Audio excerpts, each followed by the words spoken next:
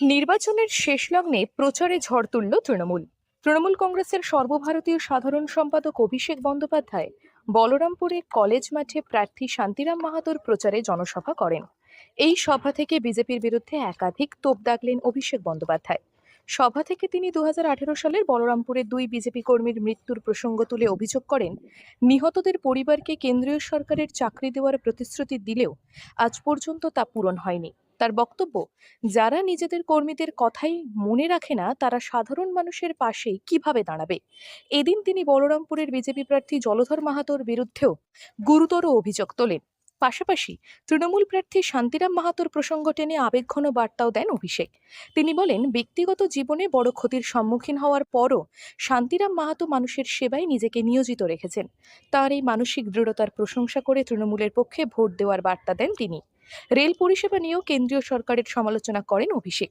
তার অভিযোগ, পুরুলিয়ায় ট্রেন সময় মতো না পৌঁছানোর সাধারণ মানুষকে ভোগান্তির শিকার হতে হচ্ছে। এই প্রসঙ্গে তিনি প্রশ্ন তোলেন, যে সাংসদের এলাকায় ট্রেনই সময় মতো পৌঁছায় না, তিনি কিভাবে মানুষের কাছে উন্নয়ন পৌঁছে দেবেন। প্রধানমন্ত্রী নরেন্দ্র মোদীকে কটাক্ষ করে তিনি বলেন, মোদির গ্যারেন্টি মানে জিরো ওয়ারেন্টি, আর দিদির গ্যারেন্টি মানে লাইফ টাইম ওয়ারেন্টি।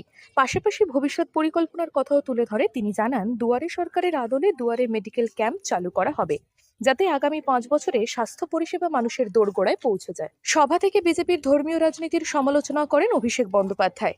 তিনি বলেন, বিজেপি রামের নামে রাজনীতি করে, কিন্তু বলরামপুরে শান্তিও আছে, রামও আছে। ইঙ্গিত করেন তৃণমূল প্রার্থী শান্তিরাম মাহাতোর দিকে। তাকে জয়ী করার আবেদন জানিয়ে তিনি আশ্বাস দেন, আগামী 5 বছরে তৃণমূল সরকার মাথা নত করে মানুষের সেবা করবে। নির্বাচনের একেবারে অন্তিম লগ্নে অভিষেক বন্দ্যোপাধ্যায়ের এই জেলা সফর সকলের মনোবলকে অনেকখানি চাঙ্গা করে দিল। তো নিশ্চয়ই মনোবলকে তো চাঙ্গা করে তুলবেই, তার কারণ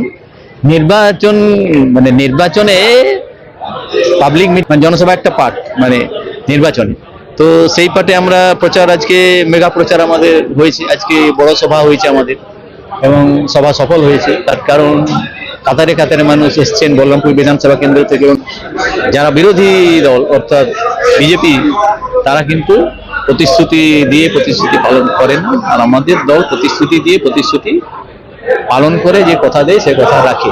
কাতারে কাতারে মানুষ ভিড় জমান, শেষ মুহূর্ত একেবারে ছক্কা হাঁকিয়ে দিলেন তৃণমূল কংগ্রেসের সর্বভারতীয় সাধারণ সম্পাদক অভিষেক বন্দ্যোপাধ্যায়।